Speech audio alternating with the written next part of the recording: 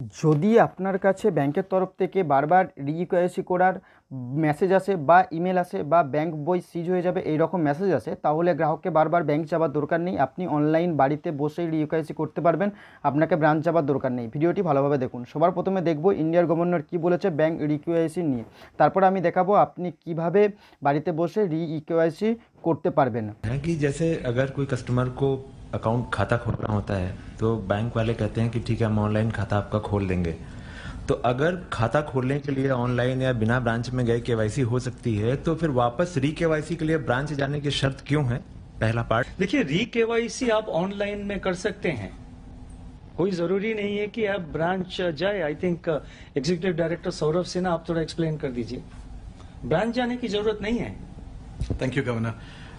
जैसा गवर्नर ने बताया, ब्रांच जाने की जरूरत नहीं है अगर आप अपना री केवाईसी करवा रहे हैं।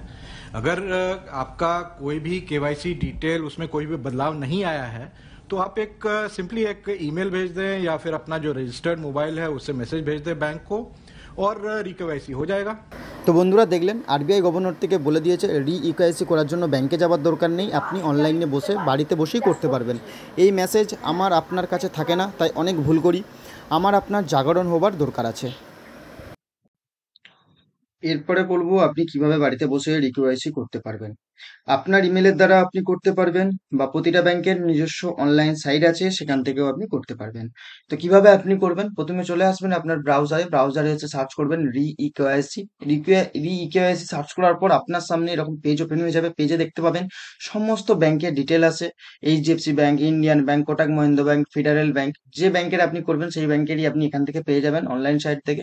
ধরুন আপনি যদি এইচডিএফসি ব্যাংকটাতে করেন, এইচডিএফসি ব্যাংকে রিকোয়েস্ট ওপেন করবেন। রিকোয়েস্টে ওপেন করার পর ইন্ডিয়ান ব্যাংকে যদি করতে চান, ইন্ডিয়ান ব্যাংকের রিকোয়েস্ট ওপেন করার পর এখানে দেখবেন অ্যাকাউন্ট নাম্বার লিখতে হবে আপনাকে।